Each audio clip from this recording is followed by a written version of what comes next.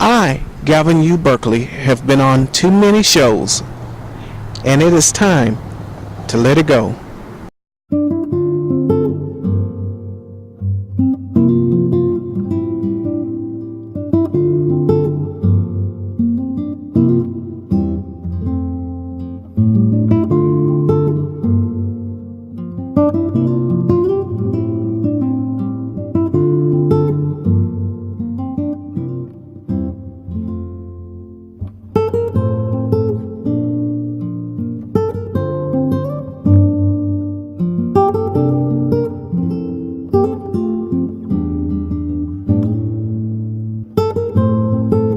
Hello everybody, thank you for joining us here on our final episode or edition of Tell It Like It Is. Yes, it is it. It is the final one, however you want to say finals, ending, it is done. This is the last show that Galvin is going to do here on KC Online Television.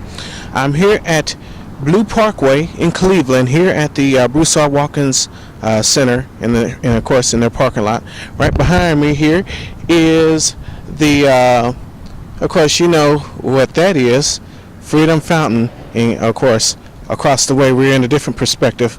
Of course, you know, if we could put the camera where I'm standing at right now, you'll see the so-called amphitheater, the Ampa of Rot. That's what I'm gonna call it, because it does look like it's deteriorating down there. Used to have summer concerts back in its heyday, and unfortunately, it hasn't had a concert in a long time.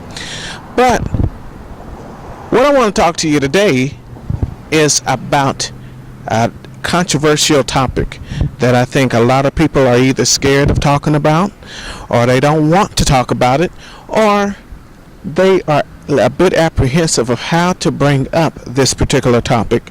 So we want to kind of touch on it and hit on it and talk about it, of course.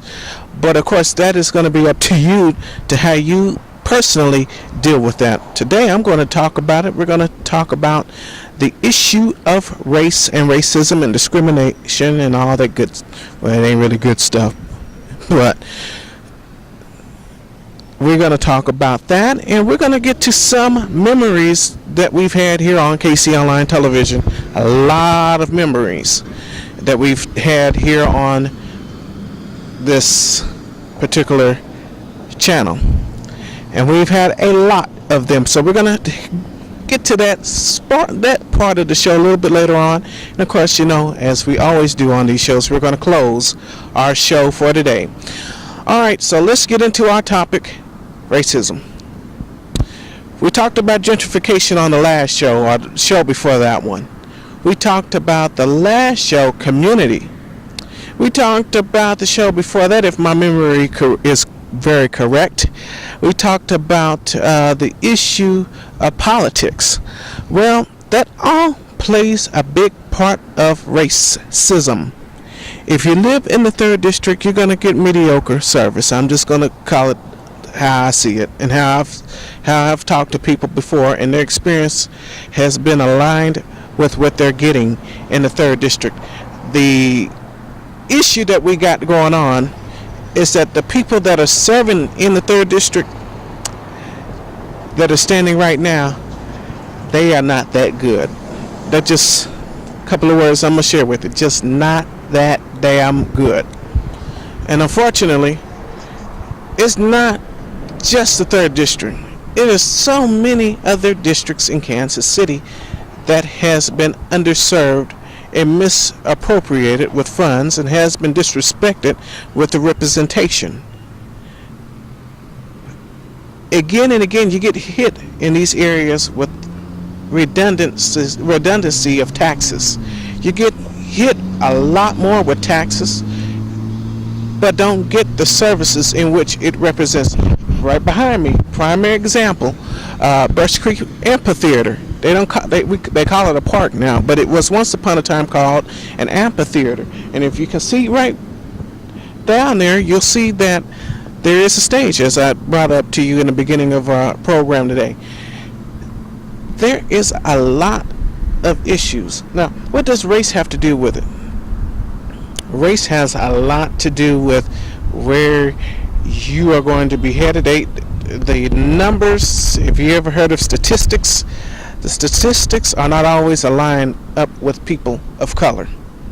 But I'm telling you, people are beating the odds. People are beating the odds. They're not allowing those statistics. They're not claiming those statistics. They are getting out here beating the hell out of those statistics. And I think we have to beat the hell out of a lot of things in Kansas City. And we have to start getting involved. Race has a lot to do with getting involved. Because, let me tell you something. There's not a whole lot of us running for public office. And if there is, I'm not going to say all of us are crooks. Because they're not. It just ain't the truth. I wouldn't sit there and want to put that falsification out. But I am going to tell you, the people that I see, they're not doing their due diligence as an elected official. There's quite a few that I can exempt on that list, but there's quite a few people who are out of their minds running for public office. And I can name names. We've named names before, and I think we kind of passed that today. First of all, when we talk about we talked about this on our previous shows here on Tell It Like It Is, and we talked about community, we talked about politics, as I mentioned earlier. Community, we're not sticking together as black people. You go down on the plaza, further down the street here on Blue Parkway, you are going to get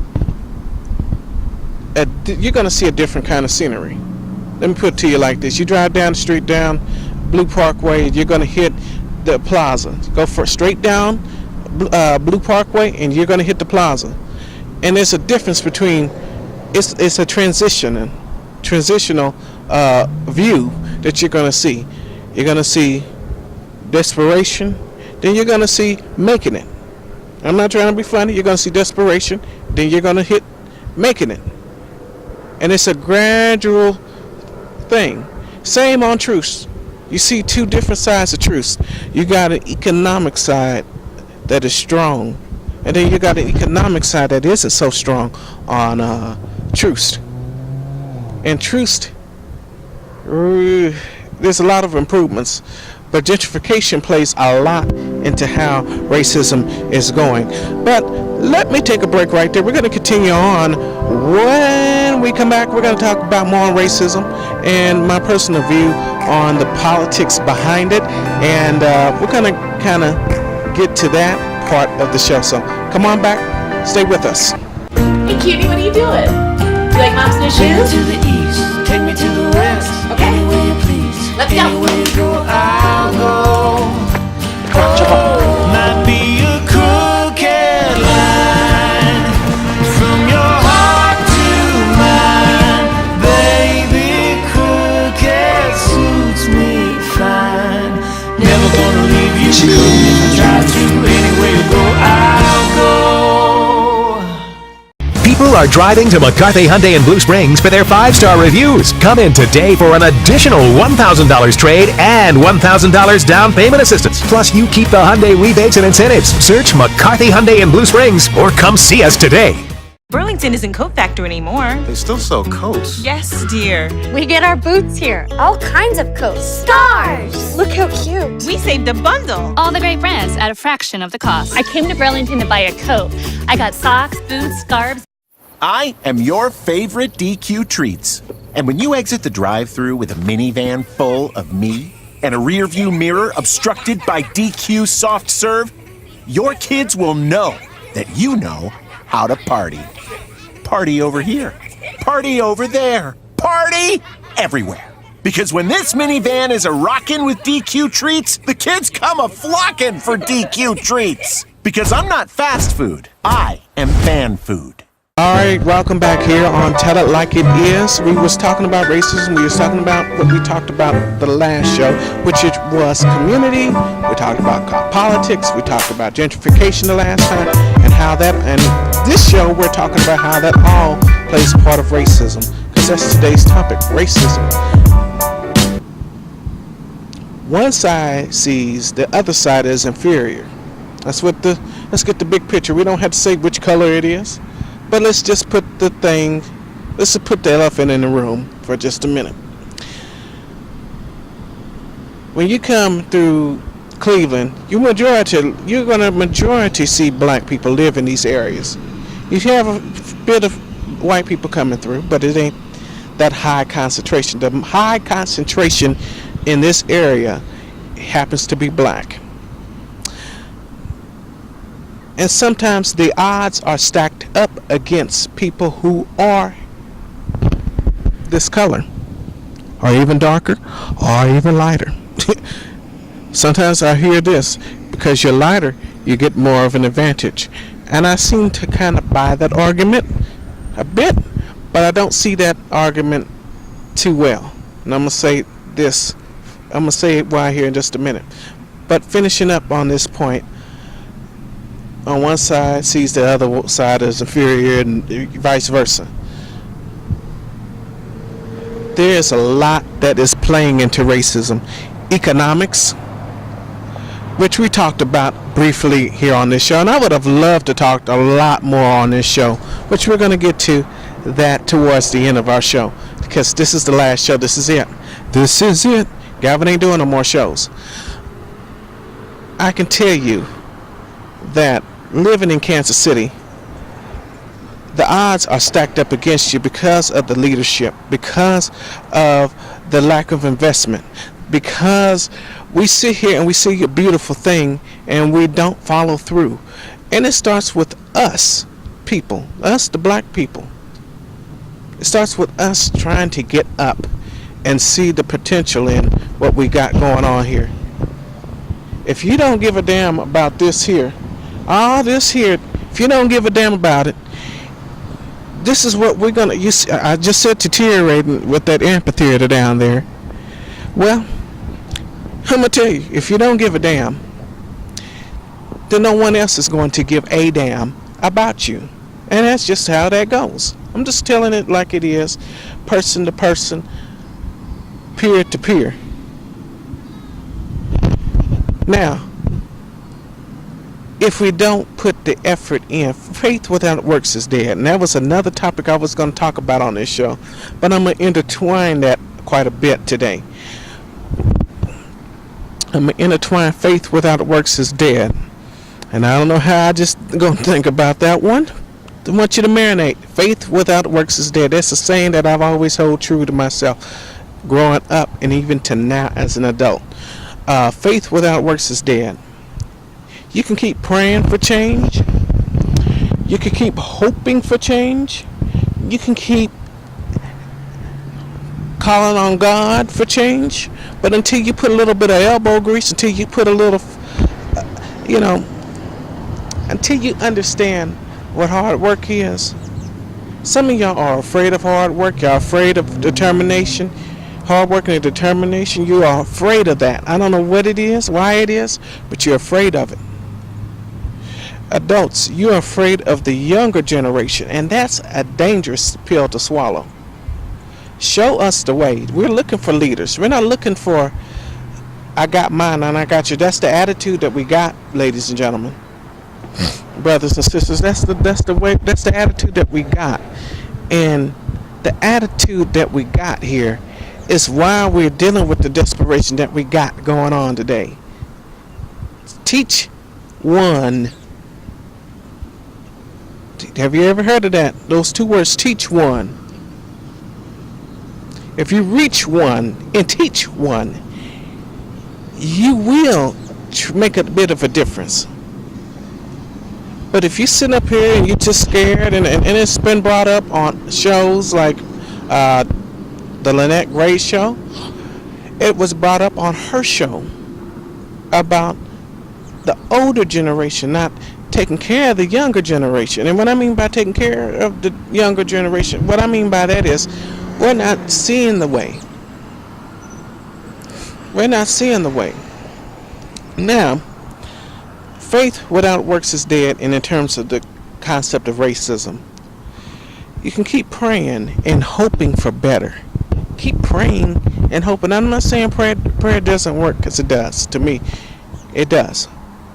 But until you put the two steps in front of the other, and until you move your muscles that God has given you, you're not going to do anything.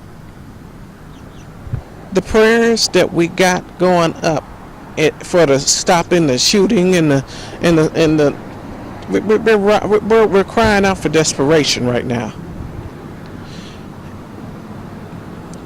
But let me bring, this is how I feel about racism, and this is how I really feel about it. Racism is used as a tool to keep people down, to keep people against one another. And you got people that want to be eager to come together. And then you got people that don't never want to come together. And that's the way it's going to be. We got that desperation that want to do better. And we got the potential to do better. I've said it once before on this show. We got the potential to do better. But when do we feel that we can do better? When does that drive come about? It comes from within here. It comes from within here. That drive is who we are. That drive, I'm not believing what other people that aren't the people of color, what they're criticizing and telling us who we are. We're not thieves. I know that. You know that. Don't buy into it. You know you're not a thief. You know you're not a thug. You know you're not a rapist. You know you're not a bad person. Let's just put it on the table. But knowing that is the difference. And then believing in it is another whole different story. And that same thing that I just said, you cannot sit there and use it as an excuse in an argument, people. Now I get tired of hearing the argument when you hear black people start arguing about the systematic issues that is going on, not just here in this city, but around this nation. You hear people pull up black on black crime. It's black on black. Well, black on black crime is high, and da da da da da da da da da da da da. They use it as an argument, not try to say, you know what, black on black crime is high, but you know what can I do to bring that crime down? What can I do? What can I do to lend a hand? You never hear that in an argument. What can I do? It's almost boom, within an instant, black on black crime. And I've seen it on, Fox News, seen it on other places too. But that, the argument that we have against one another is not the way we ought to be going out here. This is desperate times, people. We're desperate. We are desperate out here. And that desperation can go one or two ways. Either we're going to do something miraculous or we're going to fall. And it's going to be a strong fall that we have never, ever seen before. And I hope that we get up and understand that the potential's in the air. It is. I see it and I feel it. I see the potential in every black soul. But until we put that potential into doing things in a positive light and not worry about what other people and other political parties are doing or saying and disrespecting us, and put that focus into how do we better ourselves, how do we make ourselves a lot stronger. Until we do that, a lot of other things are not going to come to fruition. That's just the God's honest truth. Now, we're going to come to this point, and it has come to this. I want to say thank you for allowing me to come into your homes for 11 years, doing a lot of shows from TPN's Big Break, Big Mama, you name it, to Eye to Eye, and to this show now. It has been a best privilege that I've had to come on KC Online TV and all the channels that was named before it. I want to say thank you for allowing me to come into your home. It's been a privilege. It has been an absolute blessing. And if I could do it all over again and we go back into time, I would do it all over again and not change a damn thing. It's been fun. It's been informative. And I want to say, first of all, thank you to God for allowing me to have this ability to talk to you and allowing me to come into your homes or wherever you might watch me. It's been a privilege. It's been a wonderful privilege. It's been a wonderful joy to do shows like this for 11 years. It's been a blessing, and I cannot say thank you to those who have been with me from Big Mama and TPN's Big Break to now. And I know it's been kind of cringe-worthy looking at some of the videos over the years until now. And I want to say thank you. I want to say thank you for your patience. I want to say thank you. Now, the next thank you goes to a lot of my family for taking time away from you all and not always being there for you and to do this show. I know it hasn't been easy for your cousin and your uncle and whoever I am to you. The next group of people I want to say thank you to is the people who have been on our shows as guests and people who are the interviewee. The people who I have interviewed and who have been on the show voluntarily or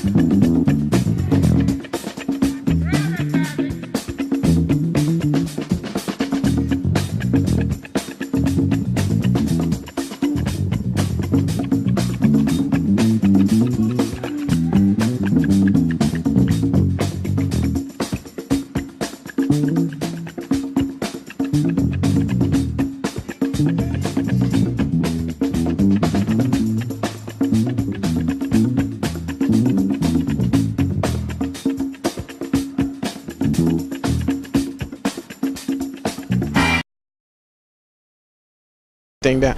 I want to say thank you to a lot of people who have been just supportive of our show. I want to say thank you to William Jackson.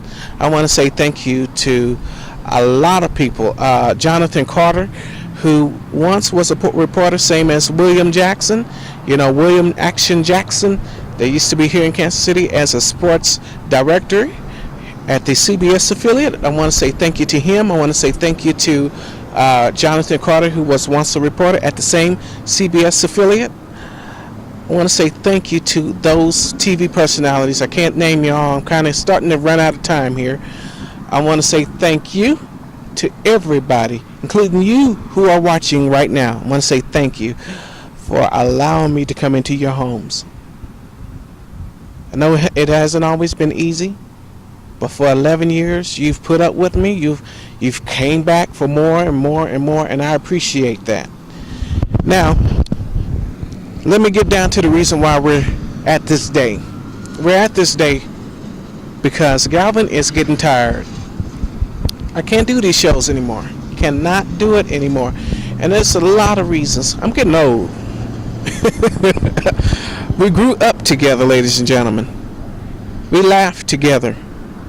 We talked together. We got angry. We got angry together. We talked to, I think we said that again. We talked to one another. We cried with one another. We stand tall with one another when things don't always be the easiest of situations. We stand tall. But I want to say this. Thank you from the bottom of my heart. You don't know how much this all means to me. For 11 years, you've come in and you showed us out, and you've tuned in time and time again, and I don't have enough to repay you, but I will say this. I want to say thank you. I know, and if I so choose to come back, I hope that you will allow me to do that, and that you come back and enjoy what we have to bring to you, all right? And what we have to offer to you. Not really bring, but offer to you. Not really good at this mushy-ushy stuff because it's just not my style. But I will tell you that it's been a great joy. It's been a great privilege. And we're left with this. I'm not going to say goodbye, but I'm going to say see you later, alligator. No, I'm actually going to say see you later. And we'll talk in some shape or form or fashion, all right? All right, thank you for watching. Bye-bye.